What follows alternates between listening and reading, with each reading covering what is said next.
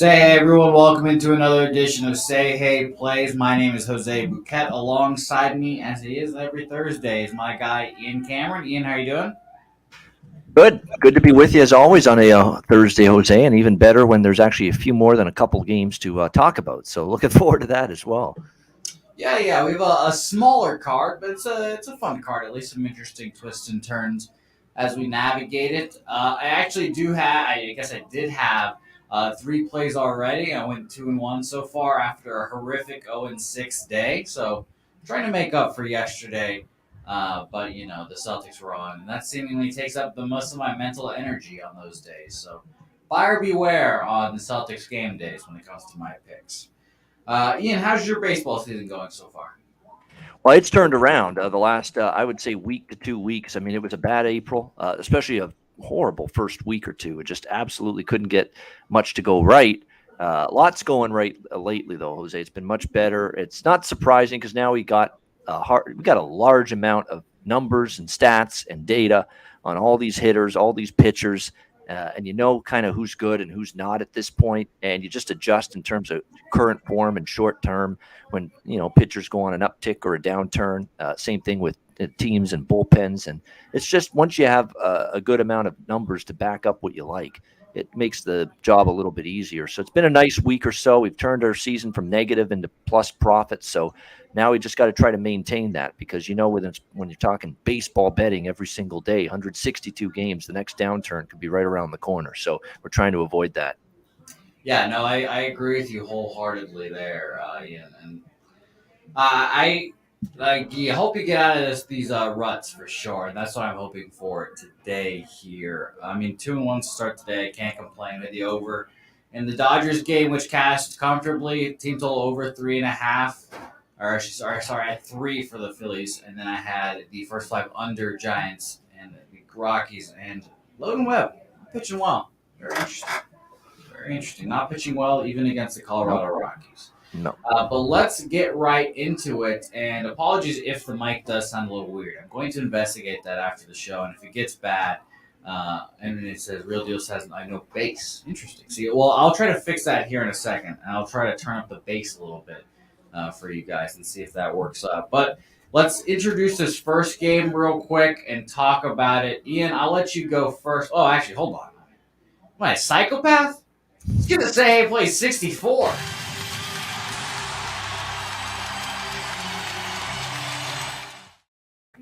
All right, so say hey play 64. Let's talk about it real quick. Nationals, Marlins. Steven Strasburg, his first start back, and I don't know. I think it was 2019. Ian, can you correct me on that? If you is this 2019? All right, beautiful. So 2019. Apparently. Trevor Rogers, who has not pitched well this year, it's been very frustrating if you try to back him this year. I've got nothing. I'm going to go on a little diatribe about Steven Strasburg, but I'll let you go first so I can see if I can't fix the mic here real quick one more time, and if not, I'll just switch. But you go first, Ian. Tell me what you have on this game. I like over, and the over's been taking a lot of money in this game here. I haven't liked what Trevor Rogers has been doing lately for the Marlins. Now, I know he's in his home ballpark, and maybe that's going to be an opportunity for him to get the ship righted, I guess you could say, but I'm not sure if I totally buy that. Now, this total's been hammered. I mean, I actually got it when it was 8, and it's already up to 8.5. Like, I missed the 7.5, and there was some 7.5s initially. Now we're seeing 8.5, so you're not getting the best of the number, but right now when I look at these two teams, I don't necessarily trust the pitchers. Now, Miami's a funny team, in terms of offensively.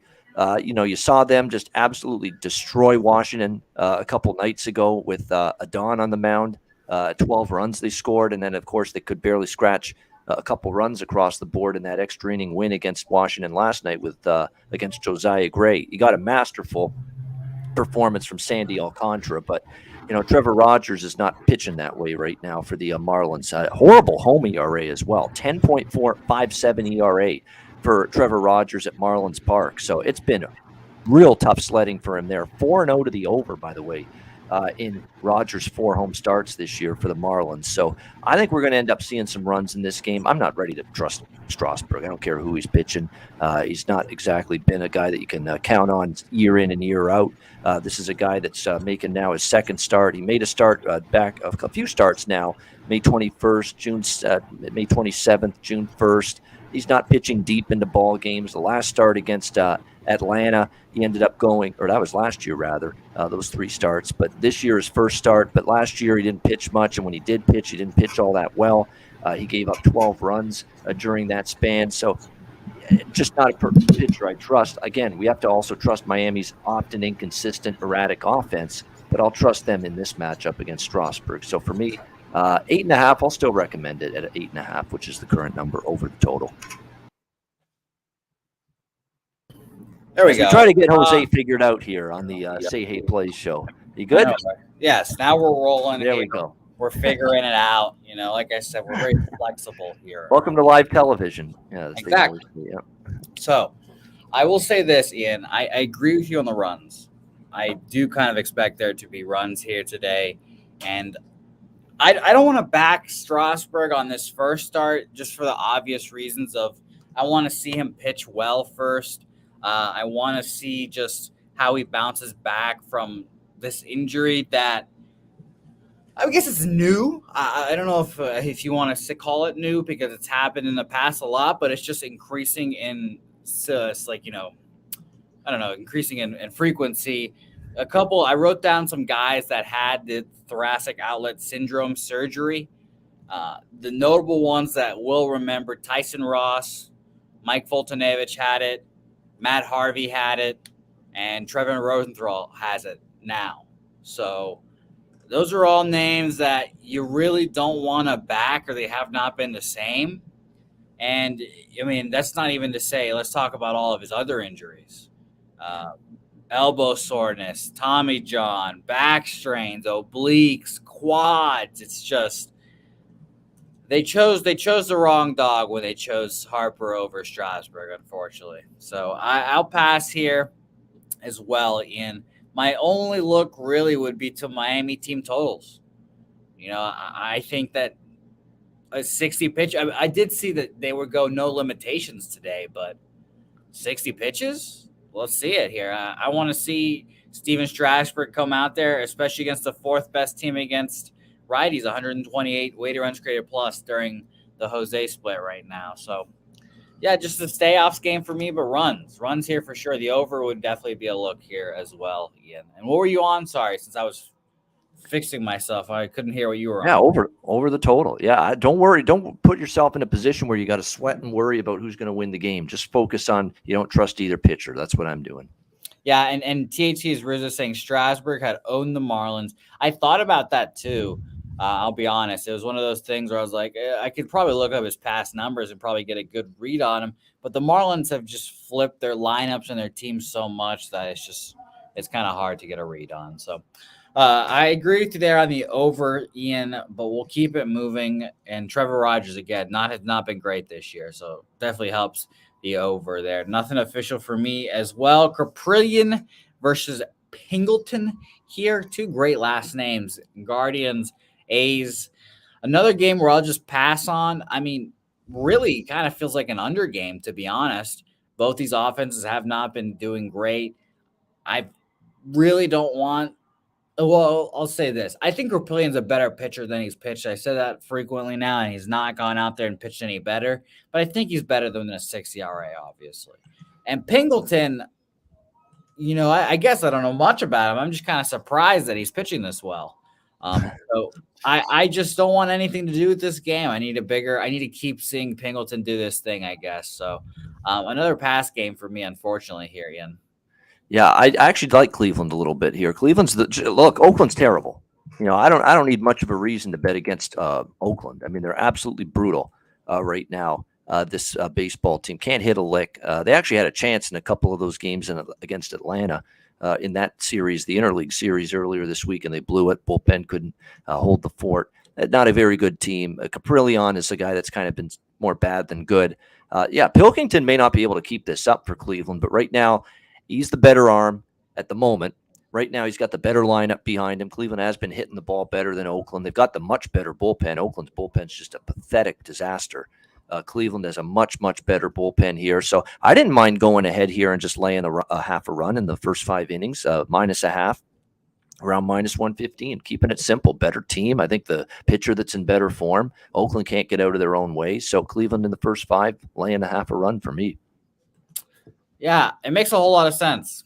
Better team. Just better team at the end of the day. And I don't hit a run line here either for you guys want to back the Guardians as well. I mean, the bullpen for the Guardians has made a turn and started pitching well. So it's yeah, you're right. Guardians for me, if anything, on this game. Let's move on to the game that I actually have something on and I'm interested to talk to you about here, because those first 2 games are kind of bummy. Just a little. Yeah, just a little. Braves Pirates here. And let me see if I can find my notes here. Here you are, JT Brubaker. 0-5 with a 4.7. Obviously not a guy I'm wanting to back, to be honest. I've done it before. And Ian, I'll tell you right now, I'm backing the Buccos, but I'm not going to have JT Brubaker affect my bet here. I'm deciding currently whether I'm taking a team total over 3 or over 3.5. 3 right now is minus 120. 3.5 is plus 135. Again, this is another spot where I could consider taking out the ski ladder and just betting them both.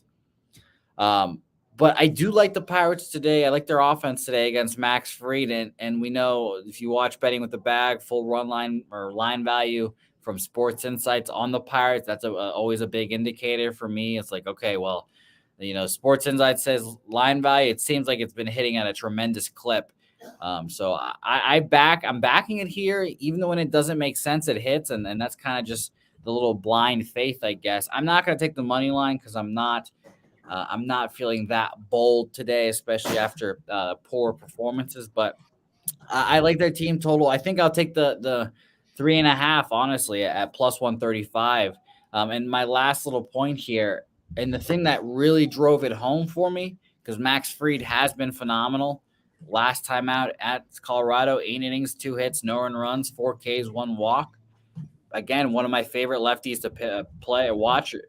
But 2 starts against the Pittsburgh Pirates last year, 1-1 with a 5.25 a career lifetime, 12 innings, 7 earned runs last year.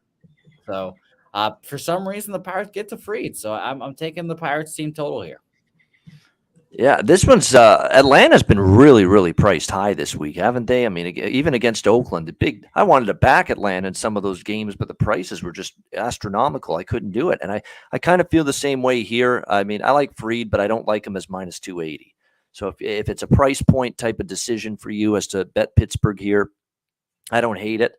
It's what are you going to get from Pittsburgh? You're going to get the team that looked awful against Arizona over the weekend. You're going to get the team that swept the Dodgers last week. I mean, they've just been all over the map. Brubaker is one of those guys where, we've said this a while about him, that he should be pitching better than his numbers show. And yet we keep waiting and and it just doesn't seem to happen on a consistent basis. So this is a game I don't have much on. I'm past. I'd only look at Atlanta, but I'm not going to do it at minus 280. And I'm just reacting here to Philly adding some runs for me. Back in the hottest team in baseball once again, undefeated since firing Joe Girardi, getting a nice plus 150 price today. And they're on their way once again to victory circle, potentially up 6-2 on the Brewers right now. Lovely. Like I said, I had that team total over 3, so I'm feeling fantastic. And I will say, I believe Sports Insights had the Phillies as full run line value with the Pirates. So it's just one of those things, man. I don't know how they get that number. Obviously, Jimmy pays like $1,000 a month for that shit. So I trust it, and it seems like it is working out for us. So shout out to Sports Insights, and of course, shout out to Betting with the Bag. My last little thing before we move on. Obviously, the big Jose split against lefties. These Pirates, 26th, 85 weighted runs created plus. But I cut it down a little bit till just this month. 102 weighted runs created plus. That is 16th. So a lot better. Pirates potentially starting to heat up against lefties. So we shall see. Yankees twins here. Garrett Cole, Dylan Bundy here, Al Bundy, Theodore Bundy, whatever we're calling him nowadays. Shout out to all the many faces of Ted Bundy. Dylan here at Toronto. He got crushed. 8 hits, 6 runs, 5 of them earned, 2 home runs there. At Detroit before that, 6 innings, 4 runs, 9 hits, 3 Ks. So, acceptable start. But he set a pretty high standards to begin the year, and now he's kind of back to just same old Dylan Bundy. I don't want to back him here. Truthfully, I'm not. I'm kind of surprised this isn't a little higher for the Yankees, but I guess the threat of Carlos Correa and Buxton just bringing them back into a game is looming. So I pass here, maybe a sneaky over because Garrett Cole does in fact suck, but pass for me. Yeah, I am on Yankees run line here. Very simple. -1.5, laying the run line, which is around -125 or so. I think they're 18-6, if I'm not mistaken. Last 24 games off a loss, the New York Yankees. So we don't really think about that as much in baseball compared to basketball, hockey, the everyday sports, or the other sports where it's off a loss. Because in baseball, there's so many other factors. There's bullpens, there's starting pitchers that can eradicate some of those trends, like off a loss. But the Yankees have been pretty consistently good when they lose the previous game. They've got their ace on the mound. He's been very good. Maybe a little bump in the road in early April. I remember there were a couple games where he didn't exactly pitch awesome, but he's been much better lately. And on the other side, Dylan Bundy's pitching like Al Bundy. He's been a bet against pitcher for me the last few starts. That was clearly fool's gold. There he is. The couple of starts that he had early in the season, and he's been absolutely dreadful. Toronto just absolutely rocked him in his last start, and he's facing every bit the same kind of dangerous lineup here, so I think it's very straightforward for me. Yankees laying the run and a half, -125. It was one of those games where the Yankees, sometimes when you're on a roll, but sometimes you have those games where nothing goes well. That was last night. They didn't hit with runners in scoring position. They didn't get a great start from Nestor Cortez, which has been rare. The bullpen actually wasn't very good, and you haven't been able to say that very much about the Yankees last night. Just everything fell apart. Stanton had a terrible game. I mean, it was just all around. The whole team wasn't good. They got cooled off in this great win streak, but a good chance, in my opinion, to bounce back tonight. Yeah, I had the Yankees run line last night, and I was not like if I was just like a reasonable, rational bettor, I'd probably just go right back to the well again. It's not often that happens to the Yankees. But yeah, I completely agree with you. And while you were talking in my head, I was like, well, okay, so if he's pitching like Al Bundy, and Al Bundy's the bad Bundy, which one is the good Bundy? If we want him to pitch like a good Bundy, Ian, which Bundy do we want him to pitch like? Oh boy, that's really a good question. At this point, Al might be able to pitch a little better than Dylan. Well, we've got King Kong too. Is King Kong Bundy? King Kong Bundy, right? Yes. Is that who we aspire him to pitch to? Is that what we've gone to? I don't know. Ted Bundy. What about the serial killer? Well, I mean, we could go with Ted Bundy. Hold on, here's Ted. We could go with Ted. That's another good one. Yeah. I don't know. I'm just here to asking questions. Which Bundy do we want Dylan to pitch like? Please let us know in the chat. Which Bundy do you guys want to show up tonight? And shout out to Lucius Fox, by the way. He went to the dispensary and got a hot girl's number, or a girl asked for him for his number. So shout out to Lucius on a roll tonight. So Lucius, what are you betting? I'll bet what you're betting because you're on a roll tonight, my man. That is. Yep. That's a roll when you can pick up a chick at a local dispensary. I agree with that. You're on a good run at that point. You're rolling. Puzzler, by the way, putting Kelly Bundy. I don't know who Kelly Bundy is. Who's Kelly Bundy? That's played by the beautiful and Christina Applegate, who actually has aged quite well, if you ask me. Okay. Well, I will. I'll do a Google of Kelly Bundy, and we might just have another one to the arsenal here quick. But before we talk about Christina Applegate, let's talk about who I find just downright sexy, and that's the Boop band, Chris Bubich, who just robbed me straight blind last time out. I was fully like, oh yeah, I mean, we're going to fade, no doubt. We're feeling great. And shockingly enough, 5 innings, 5 hits, no earned runs, 3 Ks, 3 walks.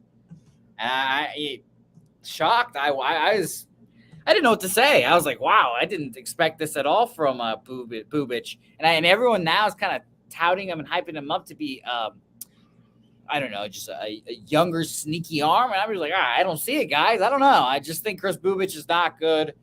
Jordan Lyles, I've backed, and he's one of the guys I have a soft spot for just because I got the first minus 300 fade against Garrett Cole, the dub. He was the starter then. So I guess I kind of have a little soft spot for him. But I think the play here, if anything, is the over. And I like both these offenses to get loose, but I didn't make it officially here. Ian, please rivet us and let us know about this game while I do some Kelly Bundy research. Yes, exactly. You should. I agree with that. The over. It's a smaller bet for me because of the number was a little higher than I wanted, but 9.5. I'd lean in that direction. It's a small play. I think it's worthy over the total here. O's and Royals, I should say. Lyles kind of back down to earth a little bit last few starts. He hasn't been nearly as good. I don't know what got into Bubic against Houston. I did not see that coming because I had a Houston team total in that game. And look, the weather was bad. They had a rain delay that Saturday. I remember it. And Bubic just somehow, I think, those games where there's a long rain delay and then the game gets going, that's bad news if you have overs. I don't care what kind of overs, full game overs, first 5 overs, team total overs, doesn't matter. I find the plate approach is rushed. I find there's a lack of patience from a lot of hitters in those situations, and maybe that's what got into Houston, struggling with Bubic the way they did. But I'm going to have to see it from him again because for the most part, he's pitched like a boob. He's put the boob in Bubic, Chris, throughout the course of his career, especially this year with the Royals. So and Baltimore, look, they're capable lineup. We know that. They can hit. They're actually doing well against lefties lately, this Orioles team. So I like over the total here. A 9, I would have liked it a lot more, but 9.5, it's worth a small play, I think. Yeah. No, I agree with you. For some reason, I thought this game was like an 8.5.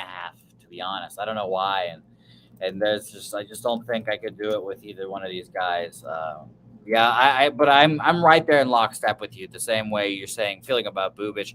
Prove it again. Do it again. Maybe today's not the day to just outright fade Bubic, and back the Orioles, for example. But when he pitches against a stronger squad, let's say I guess the White Sox, for example, he's a lefty against the White Sox. That'll be the day when we take advantage of the boob man, Chris Bubic. So Ian, officially, what were you on again? I'm sorry, I couldn't. I'm mesmerized apparently by the whatever her name is, Christine Puzzler or whatever. Yeah, Christina Applegate. Kelly. There you go, Christina Applegate. Sorry, I just said Puzzler. Christina. There we go. That's funny. Yeah. I'm on over 9.5 plus 100 here. That makes sense. That makes a whole lot of sense to me, Ian. Let's move on to the last game real quick. And this has been the most drastic line moon of the day, I think. Red Sox opened up when I woke up this morning at, I think it was plus 105. I check it another hour later, say even money. We do betting with the bag. We go through the whole show, check it after, minus 108. And it's like, oh my goodness, it just keeps going and going and going. And people are now apparently, I guess it's not per se a fade of Ohtani, but it's a fade of the Angels as a whole. There's just mediocrity in the lineup. No Trout. The Red Sox win back-to-back games, 1-0 for the first time since 2006, I believe the stat was. So that's insanity. Nick Pivetta, who all my Canadian friends apparently hate him. Bobano, you and Jimmy both fade him at every opportunity you get, and it hurts my feelings personally. I like the Red Sox here today. I should have bet them earlier and plus money. But the lines moved all that way for a reason. The worry here for me is obviously Ohtani, and he had what I said is the best start of the season I saw this year so far. An absolutely dominating performance against the Red Sox. Didn't walk anyone, just mowed guys down. The splitter was from hell that day, and he added it with almost a home run and a double off the Fenway, off the Green Monster. Just so I respect Ohtani, and I respect all that comes with him, and that will keep me off of it. So pass game for me, but as shocking it is back to back 1-0 games is here, I would just go back to the well with the over here.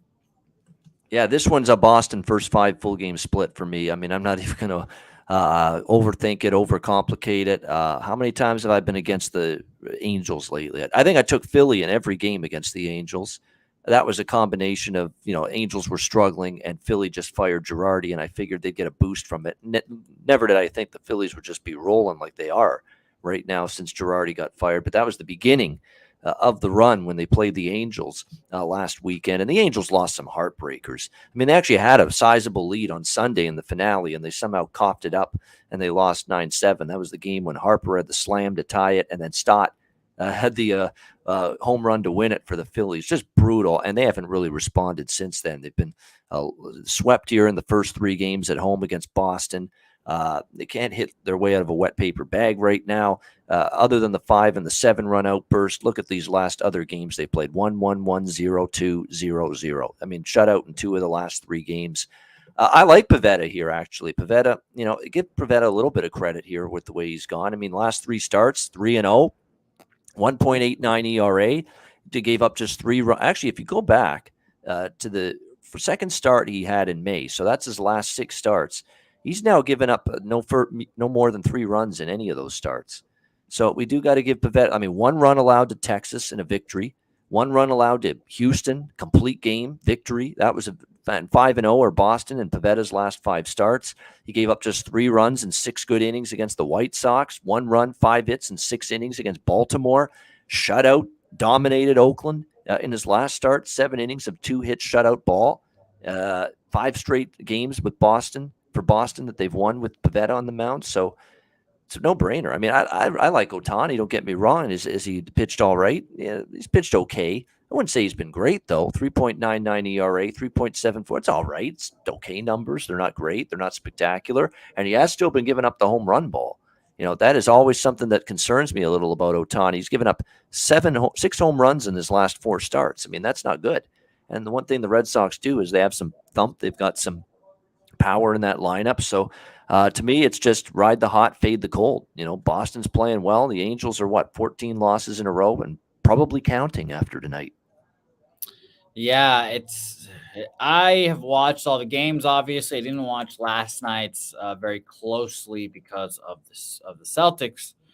But thankfully, I only needed to watch the 1 run score, and then Nathan Eovaldi just cruise it on out through the rest. They're going for 15 straight losses tonight. A 4-game sweep. An awful bullpen. I can't even explain enough how bad the bullpen is, too, for the Angels. That's another problem. It's so funny to me that, the first month or so, the bullpen holds together, and now it's just completely shattered. The offense has gone apart with Walsh and Taylor Ward, or I should say it's more Taylor Ward. That injury running into the wall, that moment changed the whole season for the Angels. So we'll see. I hope Trout comes back just because he's the best player in baseball. I mean, yeah, and someone said it earlier in the chat. It's Cheshire Cat says it's Boston or pass, in my opinion. Yeah, for sure. Well, let's move on here. And by the way, let's shout out to Puzzler. We do this on the fly here. We've got Christy. What is her? Bundy? Christy Bundy? Remind me again. Christina Applegate. Yeah, there you go. Playing Kelly Bundy. There you go. Kelly Bundy. There we go. Kelly Bundy. We've got the Bundys racking them up, guys. If you just have some free time in your day, you want to put some thought out, just think about more Bundys. Just think about all the different iterations of Mr. Bundy and think of maybe we've got some more. Send them my way for sure. It seems like Bobano, I only have 1 play on the late games, and that kind of sucks. But that is what it is. We're playing it a little tight because of how poorly yesterday went. We're 2-1 on the day so far. I'd like to make it 3-1. I'd like to make it 3-1, and I'm not going to rest on my laurels and accept a winning, casual winning day here. So I'm going to take the Pittsburgh Pirates team total over 3.5 at +135 on Bovada. I think they get to Max Fried a little bit today, and I think that obviously a good Braves bullpen can capitulate a run or two as well. So over 3.5 for the Pirates team total for me. And you guys know what this is. Bobano, what about you? Definitely. Best bet you asking? Yeah, best bet. Your just official review of your plays here, whatever you're making. Yeah, we'll do all of them. Because I don't really have one that stands out more than the rest. Usually, baseball I feel the same way. I feel the same way. I don't hate when people ask me this, but whenever I'm asked for just one play, I'm like, yeah, definitely. So, yeah, whatever you want to make official, shoot it back, please. Yeah, here we go. We've got in terms of recap. Let's go in. We'll go in rotation order of all the games that haven't started yet. Washington, Miami over 8. I got over 8 -120. 8.5 is what's out there now. I still like it. Cleveland -0.5 -115 first 5 innings. Yankees run line -1.5 -125. Baltimore, Kansas City over 9.5 +100. Boston first 5 innings, which is plus. I think when I bet it was +108 the first 5 innings on Boston. +112 first 5 innings, +108 full game. You can still get around that. Small plus price, even money with Boston for both of those first 5 full game against the Angels. So there you go. Beautiful, Ian. The chat, specifically Bill McDonald, wants to know, a little season of yours is starting back up again. The CFL starting back up. He's on the under 48. I believe Jimmy is on the under 48. Do you have anything going on tonight CFL-wise? Yeah, this is a really interesting first week this year with totals because long-term unders have been just dominant the first week or two of the season because offenses just aren't in rhythm yet. And, you only have 2 preseason games in the CFL. It just takes a while for the offense to get going. But there's been a slew of rule changes and rule overhauls in the offseason to increase scoring and benefit the offenses. You got kickoffs moving up. You've got the wide side of the field that's going to be more open for big plays, which is good for offenses because the wide side of the field is the most difficult to defend in the CFL for secondaries. So that's an issue. There's now going to be 15-yard penalties across the board. For every no yards penalty now is going to be 15 yards, not 5 yards. And that means you could be looking at the average starting field position being the 50-yard line or midfield, which in the CFL is the 55-yard line. So you could be talking about, 1 first down and team is going to be in field goal range already. So they're trying to increase scoring. Let's see if it works. All the totals have been bet up. I'm definitely not rushing to bet unders with the new rules. But at the same time, you also have to factor in that, we have seen offenses a little sluggish out of the gate. So it's one of those back and forth debates. You can make a good case for some unders. You can make a good case for some overs. Let's see. I think this one could go over, though. Montreal, Calgary tonight, because I think both offenses are ahead of the defenses. Calgary lost a lot on defense, including a great linebacker who's now in Saskatchewan. Montreal lost their best cornerback, Patrick Levels. They've got some key personnel missing, and the defense wasn't even that great last year, and now they've lost more personnel from that side of the ball. I think the quarterbacks and the offenses, skill position talent on both teams is pretty solid. Eugene Lewis and Jake Wenicky at receiver for Montreal, with William Stanback at running back. For Calgary, you've got Kadeem Carey at running back and 2 good receivers in Kamar Jordan and Reggie Bagleton. So, they're going to be able to make plays. I think the defenses I have questions about. So this one I think can go over the total. Tomorrow night I think might go over the total as well. The one game I think stays under is Hamilton, Saskatchewan, my Ticats. On the weekend, because I think their defense is good. Saskatchewan's defense is really good, and it's been an under-series history. And then I like BC in the finale against Edmonton. So there's your CFL Week 1 analysis, quick hitter style. That's so funny. I love how Ian. What's your feeling on tonight? Here's the whole Week 1. Yep, exactly. There you go. Hit it out of the park. Why not? Yeah, of course. Why not? While we're here, Ian, any Ticats were very close last year to the Grey Cup. I remember. I think you were there. Yep. Are we doing it? Is this the year? I don't know about this year because, again, we never win in Saskatchewan. And guess where the Grey Cup is this year? Yeah, Saskatchewan. So Like we never win there. Like we play the Rough Riders, we don't win there. We play the Grey Cup there, we don't win there. It's just been a house of horrors for them. But no, the Hamilton's still going to have a very good team. Chance to win the East, although it'll be more difficult. They've had a cakewalk winning the East Division for years. It'll be a little bit more challenging this year. But no, they'll no doubt be a playoff team. Chance to win a game or two, maybe even be back in the Grey Cup. But I'm tempering my enthusiasm about whether they're going to get to the Grey Cup for a third straight year. I would love to see what your enthusiasm looks like when it comes to the Ticats, and I'd love to see that. Thank you as always for you joining me. Of course, it's lovely to see you on Thursdays. The NFL is coming to a close here soon, so you'll be seeing more of Ian, I'm sure.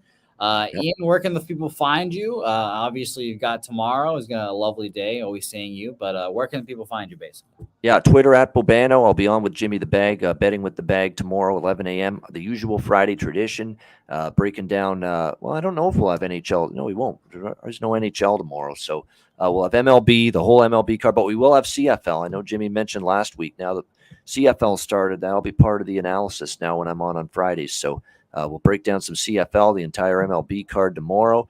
That's an NBA pub up will be on tomorrow as well, 4 p.m. Eastern for Game 4 of the NBA Finals, getting ready, and a big Game 4, especially for Golden State. They don't want to go down 3-1 in that series, but a big Game 4. We'll break that down tomorrow as well. And as you said, once hockey season's over, which will be, I think, late June, early July, post All-Star break in MLB, finally there'll be some openings for me to make maybe some weekend appearances on the Say Hey Plays show. So definitely get that arranged.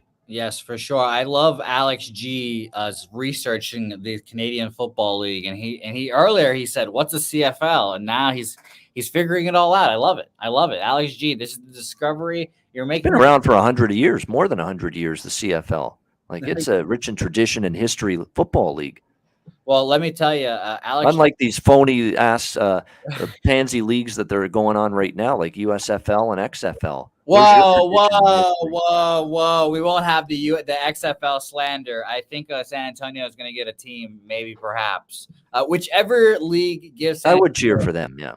Whichever team they get. Bobano. I mean, the Rock's our greatest negotiator. Let's just open up talks. Let's open up the XFL, CFL talks. Let's do it. Let's start the rivalry. Maybe we'll do it like an FA Cup in the Premier League. Winner of the Grey Cup, winner of the XFL plays. Who knows? That'd be a great time. The Rock, you have my number, Dwayne. So just hit me up whenever. And whoever the CFL commissioner is, I expect it to be you, honestly, Bobano. Just let me know, guys. Bobano, I do have one last question for you, and this will end the show. And I hope that this ends the show on a positive note and not a negative note, Bobano. And I feel like you know what's coming here. I just want to know, Bobano, if you were on the right side of history yesterday. Were you on the Warriors yesterday, Bobano? I was on Boston yesterday, of course. Yes. Good job, Bobano. There we go. That's why you're my guest every Thursday. That's why you're in here. Thank you. Boston off the loss. How could you not bet that? I tried to tell some of my crack staff and colleagues on the NBA pub up, but they wouldn't listen. I tried to tell them too, Bobano. I've been trying to tell them the whole series. It's Celtics in 5. They're not winning another game this series or season, whatever you want to call it. See, I don't know about that, but yeah, I like Boston to win it. The series. I thought Boston would win it in the distance, 7. Well, maybe even 6. We'll see. Well, Bobano, I hate to break it to you, they're just not winning another game. My confidence is at an all-time high in basketball, and it is reaching new levels in baseball. Thank you as always, Bobano. 196 and 194, up 6.28 units on the year, and looking to climb back up again after Black Wednesday. Let's do it, everyone. Don't forget to say hey on social media. My name is Jose Bouquett, and I'll see you tomorrow.